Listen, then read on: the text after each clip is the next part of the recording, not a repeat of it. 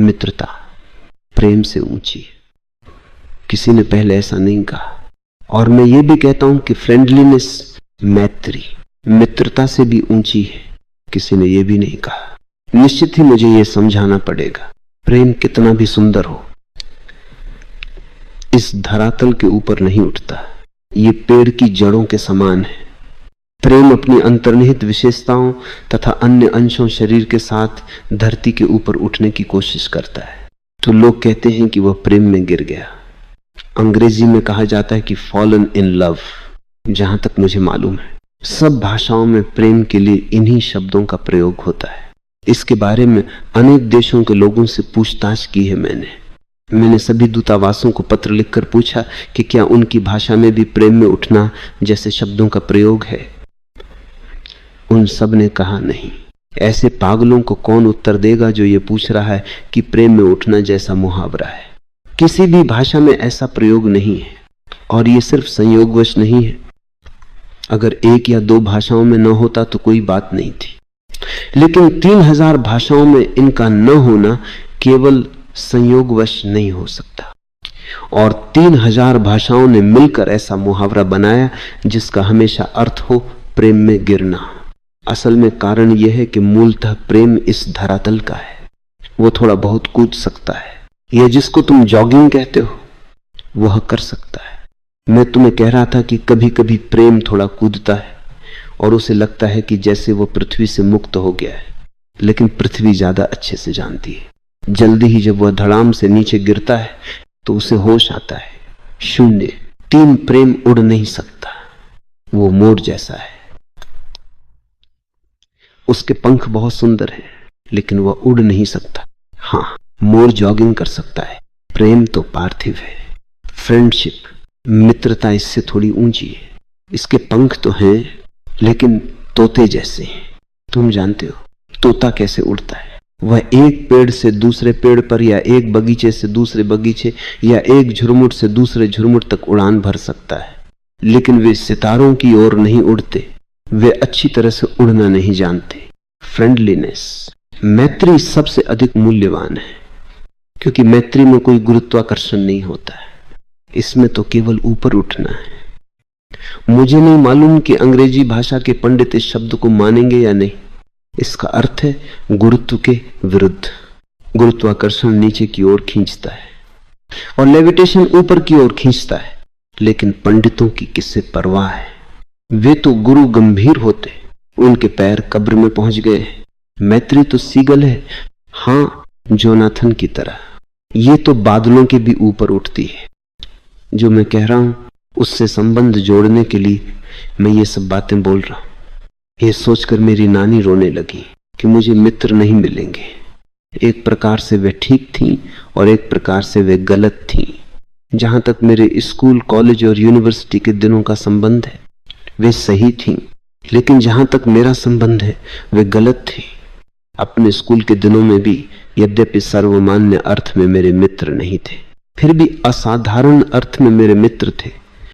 शंभू बाबू के बारे में मैंने तुम्हें बताया, नानी के बारे में भी बताया है। सच तो यह है कि इन दोनों ने ही मुझे बिगाड़ा, और ऐसा बिगाड़ा कि मेरे सुधरने की कोई संभावना नहीं रही। पहले तो मेरी नानी आती, समय क्रम के अनुसार भी हर वक्त उनका ध्यान मेरी ओर रहता। वे मेरी सब बकवास को, मेरी इधर उधर की गप्प को इतने ध्यान से सुनती कि मुझे भी लगता कि मैं बिल्कुल सच बोल रहा हूं। दूसरे थे शंभू बाबू। वह तो मेरी बात सुनते समय अपनी आंखों को भी झपकाते नहीं थे। मैंने तो और किसी को बिना आंख झपकाए सुनते नहीं देखा। हाँ, ऐसे एक आदमी को और मैं जानता हूं, और वह मैं हूं। मैं साधारण कारण से फिल्म नहीं देख सकता, क्योंकि जब मैं देखता हूं तो पलक झपकना भूल जाता हूं। मैं फिल्म देखता ही नहीं, क्योंकि 2 घंटे तक पलक न झपकाने के कारण मेरे सिर में दर्द हो जाता है और आंखें दुखने लगती हैं। इतनी दुखती हैं कि मैं सो नहीं सकता। अगर थकावट बहुत अधिक हो जाए तो सोना भी मुश्किल है, लेकिन शंभू बाबू पलक झपकाए बिना मेरी बातों को सुनते रहते थे। कभी कभी मैं उनसे कहता, शंभू बाबू पलक झपकाइए। जब तक आप झपकाएंगे नहीं तब तक मैं बोलूंगा नहीं। तब वे अपनी पलकों को 2-3 बार जल्दी जल्दी झपकाते और कहते, अच्छा अब आगे बोलो और बीच में मत रुको। बर्ट्रैंड रसेल ने लिखा है कि समय ऐसा आएगा जब मनोविश्लेषण सबसे बड़ा पेशा बन जाएगा, क्योंकि सिर्फ ये लोग ही बात को ध्यान से सुनते हैं और सभी को कभी कभी किसी सुनने वाले की जरूरत होती है। लेकिन अपनी बातें सुनाने के लिए एक आदमी को पैसे देना, जरा इस बेतुकेपन को तो सोचो। अपनी बात सुनाने के लिए मनोविश्लेषक को पैसा देना। सुनता तो मनोविश्लेषक भी नहीं है, वह सुनने का बहाना करता है। इसीलिए भारत में मैं पहला आदमी था जिसने लोगों से कहा कि अगर मुझे सुनना है तो इसके पैसे दो। ये तो मनोविश्लेषण का ठीक उल्टा है और ये अर्थपूर्ण है। अगर तुम मुझे समझना चाहते हो तो इसके पैसे दो। और पश्चिम में लोग अपनी बात को सुनाने के लिए पैसे देते हैं। सिगमंड फ्रायड ने पक्के यहूदी के नाते दुनिया में सबसे बड़ा जो आविष्कार किया वह मनोविश्लेषक का काउच है। सचमुच बहुत बड़ा आविष्कार है। बेचारा मरीज काउच पर लेट जाता है, ठीक वैसे ही जैसे मैं यहां पर लेट जाता हूं, लेकिन मैं मरीज नहीं हूं। यही मुश्किल है। मरीज नोट लिख रहा है, उसका नाम है डॉक्टर देवगीत। उसको डॉक्टर कहा जाता है, वह यहां पर डॉक्टर की हैसियत से नहीं है।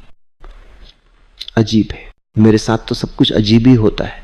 डॉक्टर तो काउच पर लेटा है और मरीज डॉक्टर की कुर्सी पर बैठा हुआ है। मेरा अपना डॉक्टर मेरे पैरों के पास बैठा है।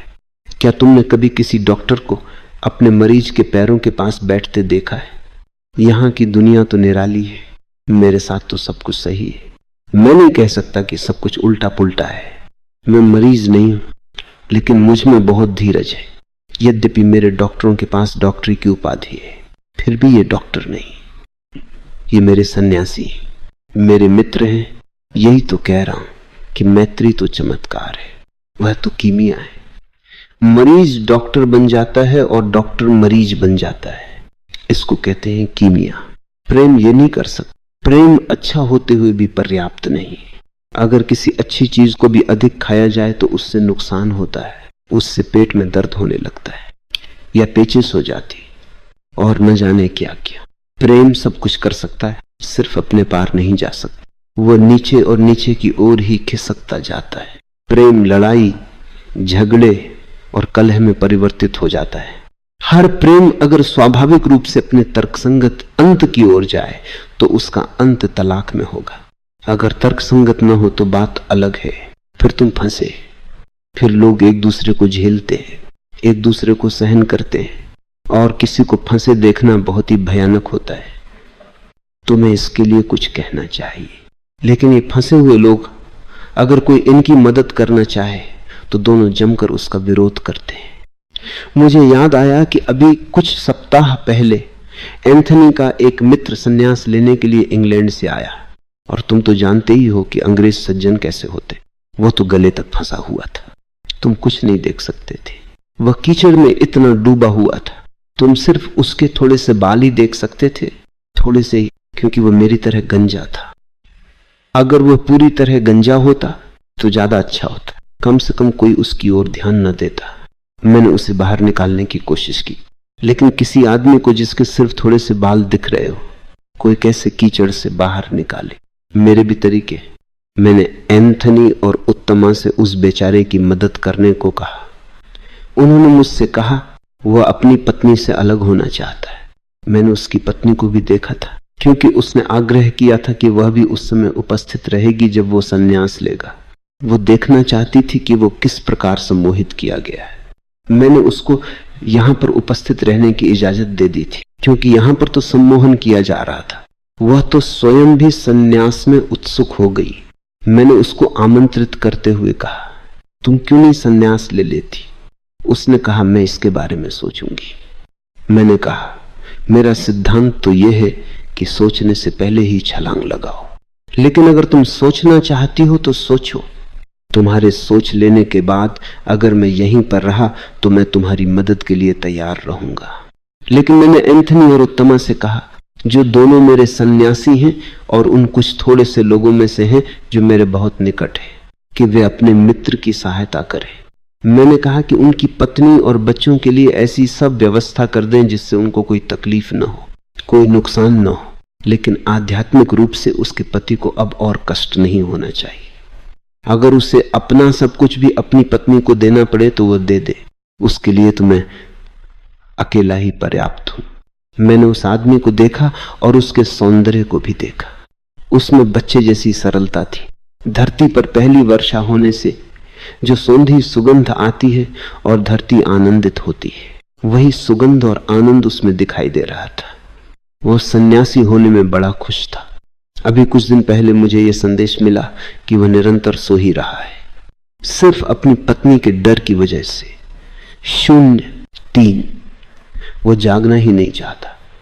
तो विशेषज्ञ इस मानते बो जो ही उसकी नींद खुलती है वो फिर नींद की गोलियां खा लेता है।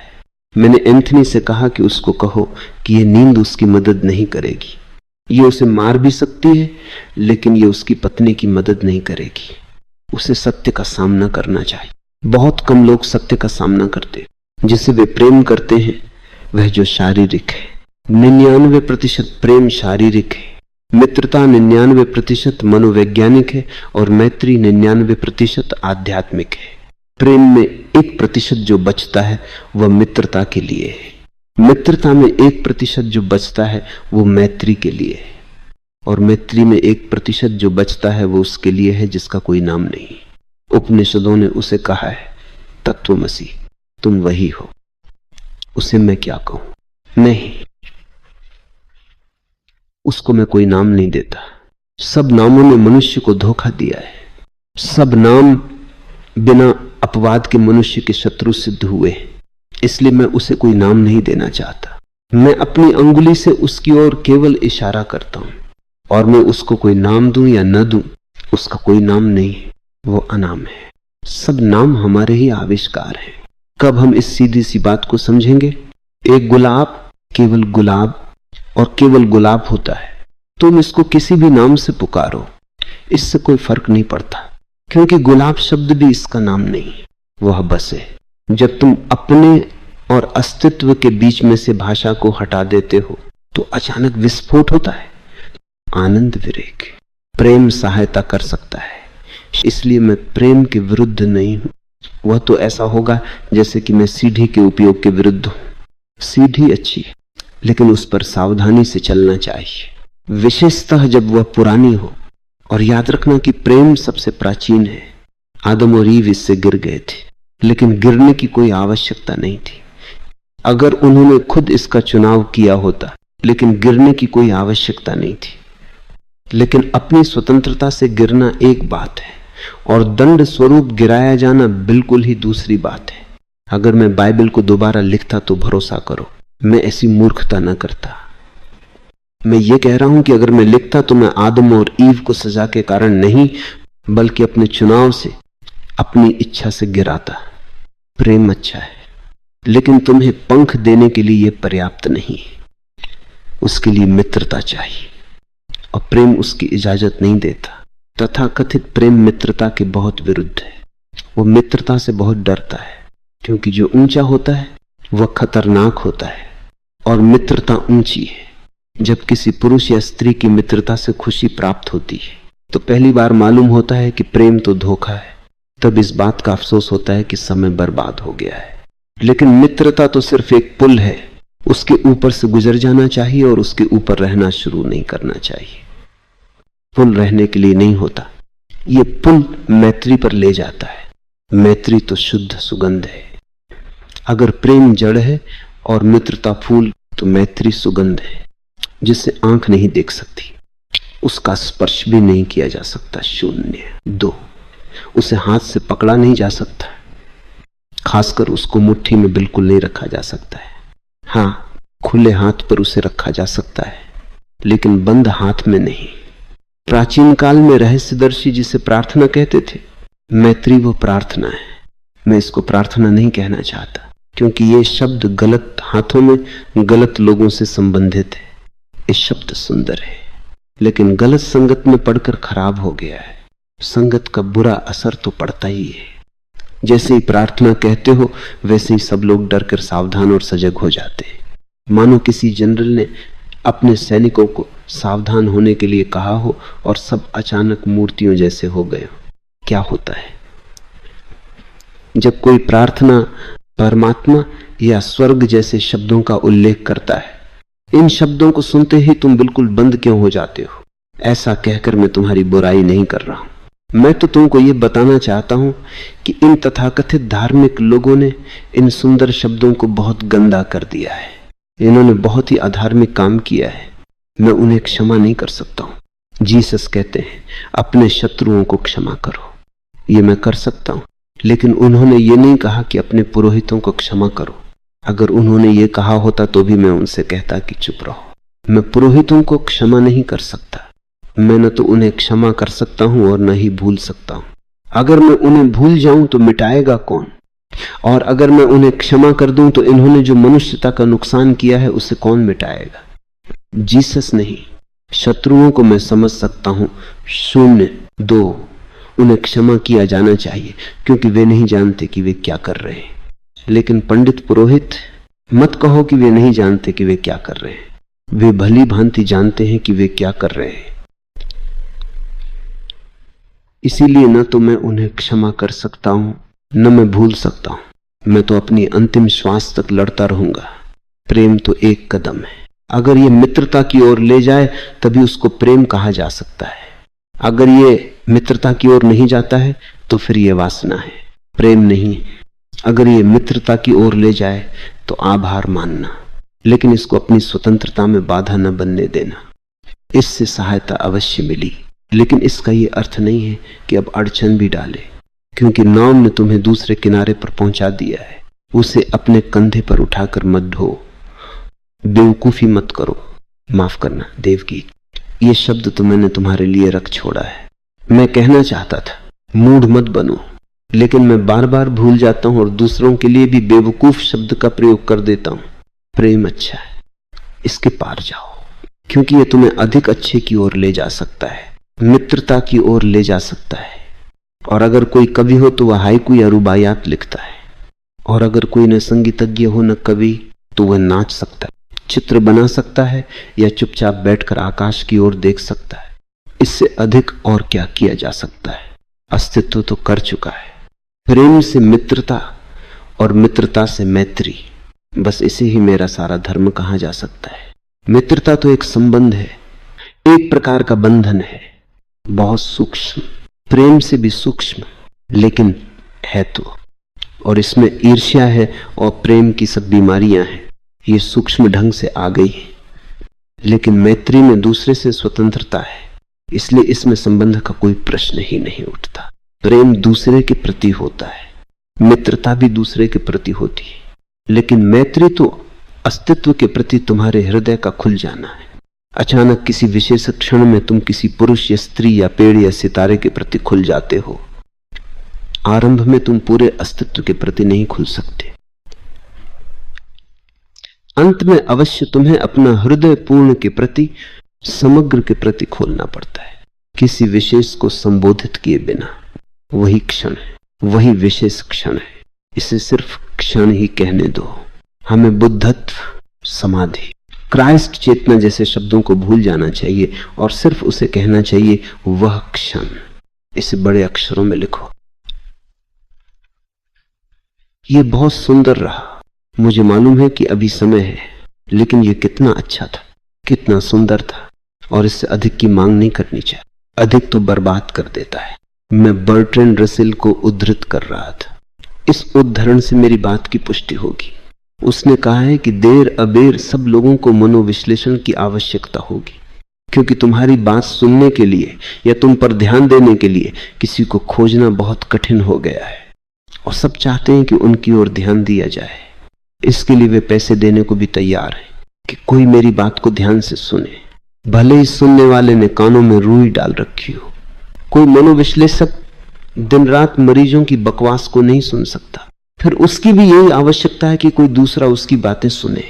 तुम्हें जानकर आश्चर्य होगा कि सब मनोविश्लेषक एक दूसरे के पास जाते हैं।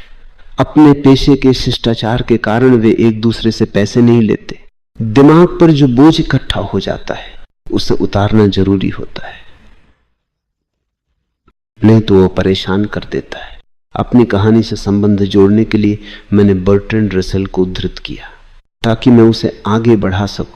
हालांकि बर्ट्रैंड रसेल बहुत दिनों तक जीवित रहा, फिर भी उसे स्वयं नहीं मालूम था कि जीवन क्या था। पर कई बार जो लोग नहीं जानते उनके शब्दों का प्रयोग बड़े महत्वपूर्ण संदर्भ में ऐसे लोगों द्वारा किया जा सकता है जो जानते हैं। तुम लोगों ने इस उद्धरण को शायद न देखा हो, क्योंकि ये उस पुस्तक में है जिसे कोई नहीं पढ़ता। तुम्हें भरोसा नहीं होगा कि बर्ट्रैंड रसेल ने ऐसी किताब भी लिखी। ये छोटी कहानियों की पुस्तक है। रसेल ने तो सैकड़ों पुस्तकें लिखी हैं और उनमें से कई तो बहुत प्रसिद्ध हैं और लोग उनको पसंद करते हैं, पढ़ते हैं, वे बहुत प्रचलित हैं। लेकिन ये पुस्तक अनोखी है क्योंकि ये सिर्फ छोटी कहानियों का संकलन है। वो इसको प्रकाशित नहीं करना चाहता था। वह छोटी कहानियों का लेखक तो था नहीं और उसकी कहानियों का स्तर बहुत नीचा है। लेकिन इन निम्न स्तर की कहानियों में कहीं कहीं पर ऐसा एक आध वाक्य मिल जाता है जिसको केवल रसेल ही लिख सकता है। ये उद्धरण उसी पुस्तक से है। मुझे कहानियां बहुत प्रिय हैं और ये सिलसिला शुरू हुआ नानी से। उनको भी कहानियां बहुत पसंद थी। 03।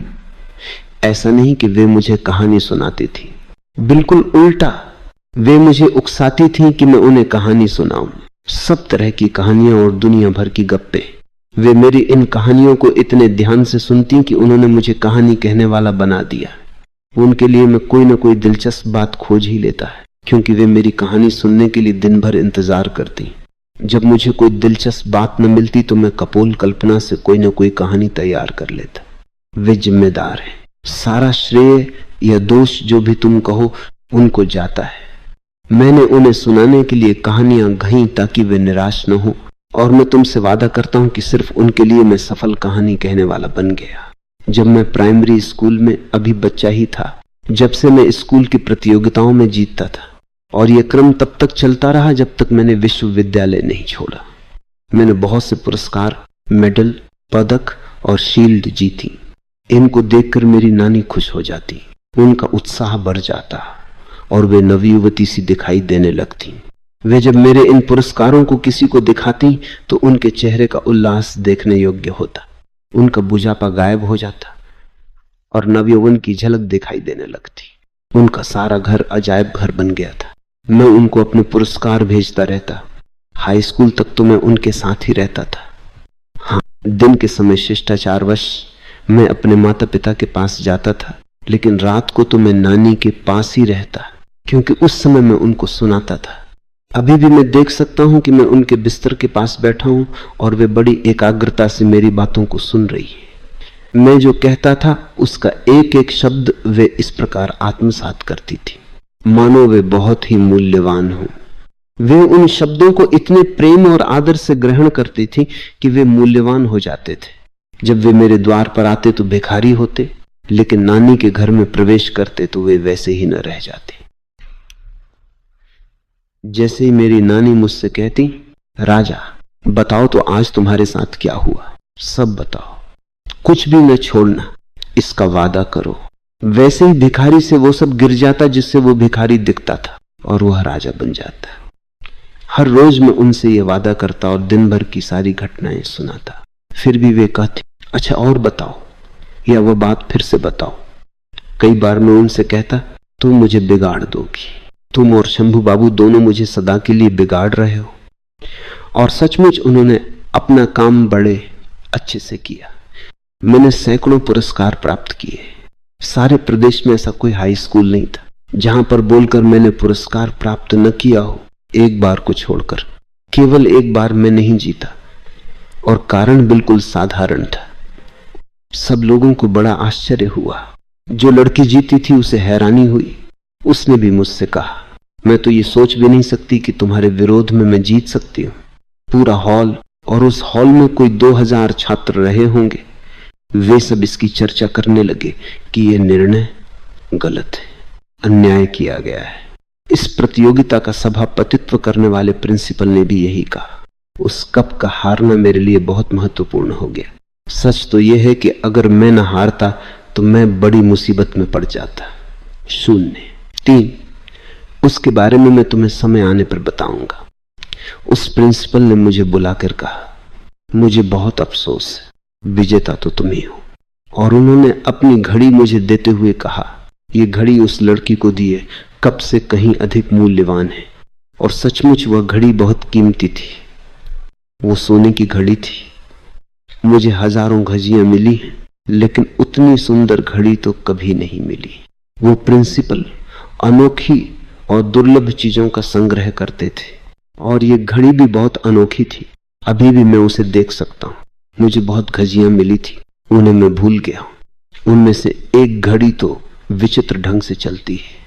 जब मुझे उसकी जरूरत पड़ती है तो वो बंद हो जाती है। बाकी समय वह ठीक चलती है। सिर्फ रात को 3 और 5 बजे के बीच रुक जाती है। बाकी समय वह ठीक चलती है। क्या ये अजीब बात नहीं है? क्योंकि यह ठीक वही समय है जब मेरी आंख खुलती है। ये मेरी पुरानी आदत है। अपनी युवावस्था में मैं सुबह 3 बजे उठ जाता था। ये मेरा क्रम इतने बरसों तक चला कि अब नहीं भी उठता हूं तो भी मेरी नींद खुल जाती है और मैं करवट बदल कर फिर सो जाता हूं। यही समय है जब मैं घड़ी देखना चाहता हूं कि मैं उठ जाऊं या थोड़ा और सो जाऊं। और आश्चर्य तो यह है कि घड़ी ठीक इसी वक्त बंद हो जाती है। आज सुबह ये ठीक 4 बजे बंद हो गई। मैंने घड़ी देखी और सोचा कि अभी बहुत जल्दी है, और मैं दोबारा सो गया। 1 घंटा सोने के बाद मैंने फिर घड़ी देखी तो तब भी 4 ही बजे थे।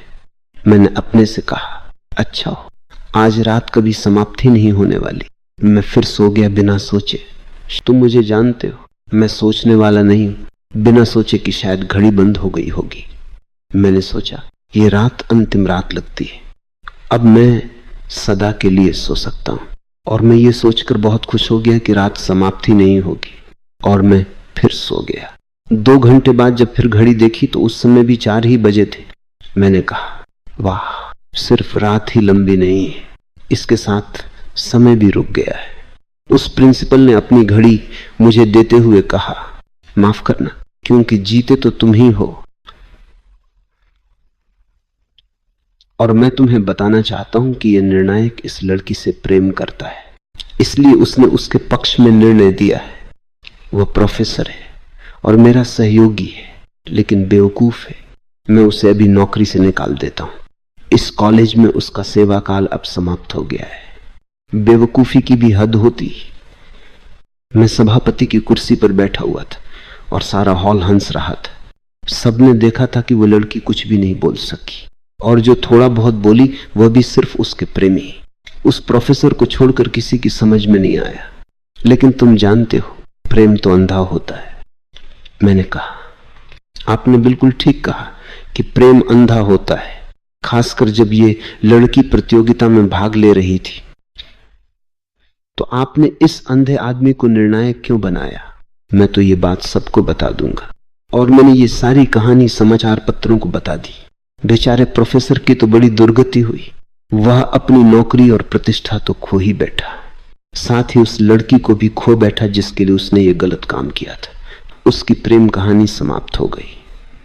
वे अभी भी जीवित है, अब बूढ़े हो गए। एक दिन वे मेरे पास आए और उन्होंने यह स्वीकार किया कि मुझे अपने की पर बहुत अफसोस है, गलती अवश्य की, लेकिन यह मुझे नहीं मालूम था कि यह घटना ऐसा रूप ले लेगी। मैंने उनसे कहा, यह तो कोई नहीं जानता कि एक साधारण सी घटना इस दुनिया में क्या ले आएगी। और अफसोस मत करिए, आप अपनी नौकरी और प्रेमिका दोनों को खो बैठे। मैंने तो क्या खोया, सिर्फ एक शील्ड ही तो खोई, लेकिन उसकी मुझे कोई परवाह नहीं, क्योंकि मेरे पास बहुत शील्ड है। सच तो यह है कि मेरी नानी का घर मेरे इन कपों, मेडलों और शील्डों के लिए धीरे धीरे एक अजायब घर बन गया था।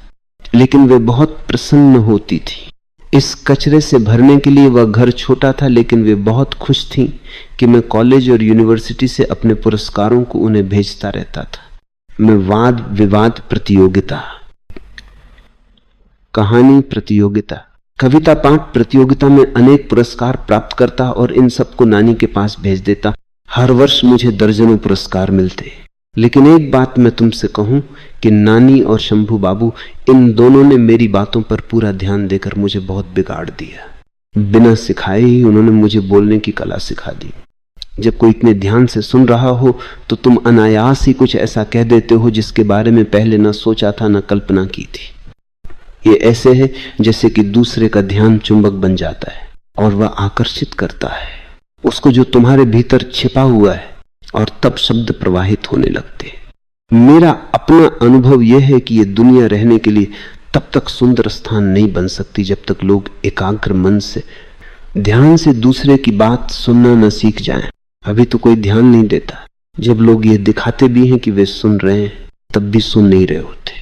वे हजार दूसरी चीजें कर रहे होते हैं। बड़े पाखंडी होते हैं, कहते कुछ हैं और दिखाते कुछ हैं। ध्यान से सुनने की बात ही कुछ और होती है। ध्यान से सुनने वाला तो पूरी तरह से खुला रहता है। केवल ध्यान, केवल एकाग्रता और कुछ नहीं। ध्यान देने की कला स्त्रैण गुण है, और जो ध्यान देने की कला जान लेता है वह एक विशेष अर्थ में स्त्रैण हो जाता है। इतना सुकुमार, इतना कोमल कि तुम उसको अपने नाखूनों से खरोंच सकते हो। मेरी नानी दिन भर प्रतीक्षा करती रहती कि मैं कब उनके पास आऊंगा और उनको कहानी सुनाऊंगा। और तुम्हें यह जानकर आश्चर्य होगा कि उन्होंने अनजाने ही कैसे मुझे उस काम के लिए तैयार कर दिया जो मैं बाद में करने वाला था। बहुत सी कहानियां जो मैंने तुम्हें सुनाई, नानी ने ही उन्हें सबसे पहले सुना था। उन्हें ही बिना किसी डर के मैं कुछ भी सुना सकता था। दूसरे व्यक्ति शंभू बाबू मेरी नानी से बिल्कुल भिन्न थे। नानी का अंतर्बोध बहुत प्रखर था, लेकिन वे बौद्धिक नहीं थी। शंभू बाबू में भी अंतर्बोध था, लेकिन वे बौद्धिक भी थे। वे तो प्रथम श्रेणी के बौद्धिक थे। मैं बहुत से बुद्धिजीवियों से मिला हूं, कुछ प्रसिद्ध और कुछ बहुत प्रसिद्ध, लेकिन उनमें कोई भी शंभू बाबू की बराबरी नहीं कर सकता। उनमें अंतर्बोध और बुद्धि दोनों का मेल था, और थोड़ा बहुत नहीं, बहुत मात्रा में था। वे भी मेरी बातों को बड़े चाव से सुनते थे। रोज स्कूल के बाद में उनके पास जाता था, 0, 3, और वे दिन भर प्रतीक्षा करते कि कब मेरे स्कूल की छुट्टी होगी। जैसे ही मैं स्कूल की कैद से छूटता, मैं पहले शंभू बाबू के पास जाता। वे मेरे लिए चाय और मेरी पसंद की मिठाइयां तैयार रखते। ये बात मैं इसलिए बता रहा हूं क्योंकि बहुत कम लोग दूसरों के बारे में सोचते। शंभू बाबू सदा दूसरे का ख्याल रखकर ही नाश्ते का इंतजाम करते। मैंने कभी किसी और को उनके जैसा दूसरे का ध्यान रखते हुए नहीं देखा। अधिकांश लोग, हालांकि वे दूसरों के लिए तैयारी करते हैं, पर अपनी रुचि के अनुसार ही दूसरों को खिलाते पिलाते और अपनी पसंद की चीजों को ही दूसरों को पसंद करने के लिए मजबूर करते। शंभू बाबू ऐसा नहीं करते थे। वे हमेशा दूसरों की पसंद के बारे में सोचते थे। उनकी इस बात को मैं प्रेम करता था और उसका आदर करता था। उनके मरने के बाद मुझे मालूम हुआ कि वे दुकानदारों से पूछकर उन्हीं चीजों को खरीदते थे जिनको मेरी नानी खरीदती थी। बाद में दुकानदारों और हलवाइयों ने मुझे बताया कि शंभू बाबू एक बड़ा अजीब प्रश्न पूछते थे। वे जो बूझी महिला नदी के पास अकेली रहती हैं, वे तुमसे क्या खरीदती हैं? उस समय तो हमने ध्यान नहीं दिया कि वे ऐसा क्यों पूछते, लेकिन मालूम हुआ कि वे तुम्हारी पसंद जानना चाहते थे। मुझे ये देखकर बड़ा आश्चर्य होता था कि वे सदा मेरी पसंद की चीजें मेरे सामने रखते थे। वे कानून के आदमी थे, इसलिए उन्होंने मेरी पसंद को जानने का यह तरीका खोज लिया। स्कूल से मैं भागा भागा उनके घर पहुंचता, चाय पीता और मिठाइयां खाता। अभी मैं नाश्ता खत्म भी नहीं करता कि वे मेरी बातें सुनने के लिए तैयार हो जाते। वे कहते, तुम जो चाहो वह कहो, तुम क्या कहते हो इससे मुझे कोई मतलब नहीं, मैं तो केवल सुनना चाहता हूं। उन्होंने स्पष्ट कह दिया था कि बोलने की मुझे पूरी स्वतंत्रता है, किसी विशेष विषय का कोई आग्रह नहीं है, मैं जो चाहूं वह बोलूं। और वे ये भी कहते कि अगर तुम मौन रहना चाहो तो मौन रहो, मैं तुम्हारे मौन को सुन लूंगा। और कभी कभी ऐसा भी होता कि मैं चुप रह जाता, कुछ न बोलता, और जब मैं अपनी आंखें बंद करता तो वे भी अपनी आंखें बंद कर लेते और हम दोनों क्वेकर्स की तरह मौन में बैठे रहते। एक बार मैंने उनसे कहा, शंभू बाबू, आप एक बच्चे की बातें सुनते हैं, बड़ा अजीब लगता है, होना तो ये चाहिए कि आप बोले और मैं सुनूं। उन्होंने हंसकर कहा, यह असंभव है, मैं अब और कभी कुछ नहीं कहूंगा, मैं तुमसे कुछ नहीं कह सकता क्योंकि मैं कुछ नहीं जानता, और मैं तुम्हारा बहुत आभारी हूं क्योंकि तुमने मुझे अपने अज्ञान का बोध करा दिया है। इन दोनों व्यक्तियों ने मुझे इतना ध्यान दिया कि अपने बचपन में ही मैं जीवन के इस तथ्य को समझ गया कि अपने प्रति दूसरे का ध्यान अपने लिए एक प्रकार का भोजन है, एक प्रकार की पौष्टिकता है। मनोवैज्ञानिक तो अब इसकी चर्चा कर रहे हैं। बच्चे की देखभाल अच्छी तरह से की जाए, लेकिन अगर उसको ध्यान न मिला तो शायद वह बचेगा नहीं। अपनी पौष्टिकता के लिए ध्यान बहुत आवश्यक चीज है। इस अर्थ में मैं बहुत भाग्यशाली रहा मेरी नानी और शंभू बाबू ने अनजाने ही मुझे जिस दिशा की ओर प्रेरित किया, मैं उस ओर बढ़ता ही गया। भाषण की कला सीखे बिना ही मैं वक्ता बन गया। 3 अभी भी मुझे भाषण देना नहीं आता और हजारों लोगों से बोल रहा हूं, लेकिन मैं नहीं जानता कि भाषण को आरंभ कैसे किया जाता है। क्या तुम इसका मजा देखते हो? मैं अभी 51 वर्ष का हूं और शायद मनुष्य के इतिहास में सबसे अधिक बोला होऊंगा। मैंने बहुत जल्दी बोलना शुरू कर दिया था, लेकिन पश्चिमी जगत में जिसको वक्ता कहते हैं वो मैं किसी भी तरीके से नहीं। वैसा वक्ता नहीं जो भाषण को आरंभ करते हैं सज्जनों और महिलाओं, और वो बकवास वे अपने अनुभव के आधार पर नहीं बोलते। उनके शब्द और विचार सब उधार होते हैं। मैं उस प्रकार का वक्ता नहीं था। मैं तो अपने हृदय की गहराई से अपने अनुभव के आधार पर बोलता था, जिसके कारण मेरे शब्द अंगारे बन जाते थे। मेरा बोलना कोई सीखी हुई कला नहीं, बल्कि मेरा जीवन था। मेरे स्कूल के दिनों से ही सुनने वालों को यह पता लग गया था, और किसी एक को नहीं, बहुतों को, कि मेरा बोलना हृदय से आता है। मैं तोतों की तरह रटा रटाया भाषण नहीं देता। उसी समय वहां पर मन में विचार आते या हृदय में जो भाव उठता, उनको सहज ढंग से अभिव्यक्त कर देता। बोलते समय मेरे शब्द सहज स्फूर्त होते। जिस प्रिंसिपल ने मुझे घड़ी दी थी और जो तुम्हारे लिए सारी मुसीबत को ले आया, उसका नाम था B.S. औधोलिया। मुझे आशा है कि वे अभी जीवित हैं। जहां तक मुझे मालूम है वे अभी जीवित हैं। जब मैं आशा करता हूं तो उसका अर्थ है कि ऐसा ही है। उस रात उन्होंने कहा, मुझे बहुत अफसोस है, और सचमुच उनको बहुत अफसोस था। उन्होंने उस प्रोफेसर को नौकरी से निकाल दिया। औधोलिया ने मुझसे यह भी कहा कि मुझे जब भी किसी चीज की जरूरत हो तो मैं सिर्फ उन्हें तुरंत सूचित कर दूं, और अगर उनकी ताकत के अंदर हुआ तो वे उसे पूरा करेंगे। बाद में जब भी मुझे कोई जरूरत होती तो मैं उन्हें एक नोट लिखकर भेज देता और वे तुरंत उस आवश्यकता की पूर्ति करते।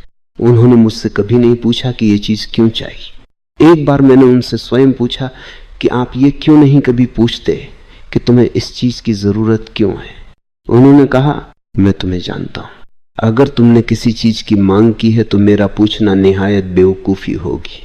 अगर तुमने कोई चीज मांगी है तो यह मानना असंभव है कि बिना जरूरत के तुम किसी चीज की मांग कर सकते हो।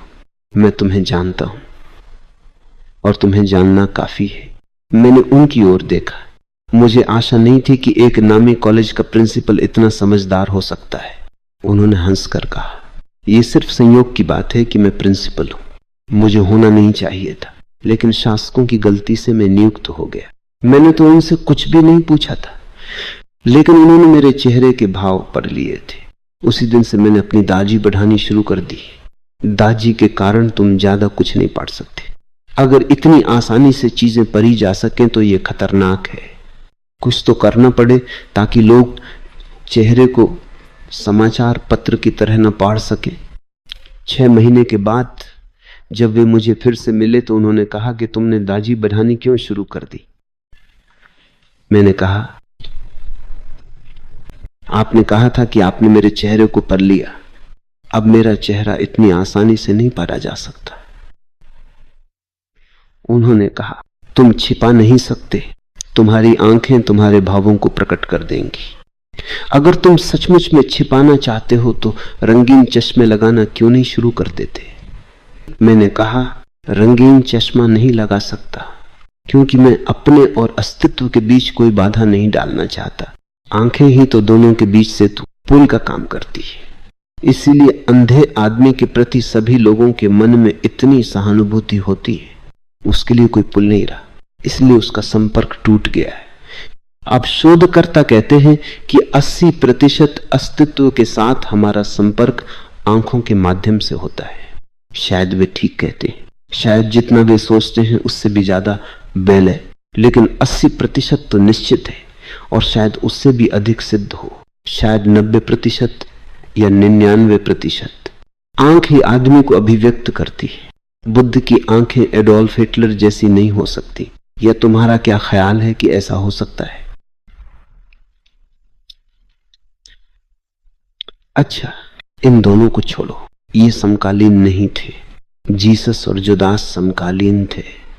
समकालीन ही नहीं वरन गुरु और शिष्य थे। फिर भी मैं कहता हूं कि दोनों की आंखें एक जैसी नहीं हो सकती। जीसस की आंखें बच्चे जैसी सरल होंगी, हालांकि उस समय शारीरिक रूप से वे बच्चे नहीं थे, मनोवैज्ञानिक रूप से वे बच्चे ही थे। सूली पर मरते समय भी वे ऐसे दिखाई दे रहे थे मानो वे अभी गर्भ में ही हों।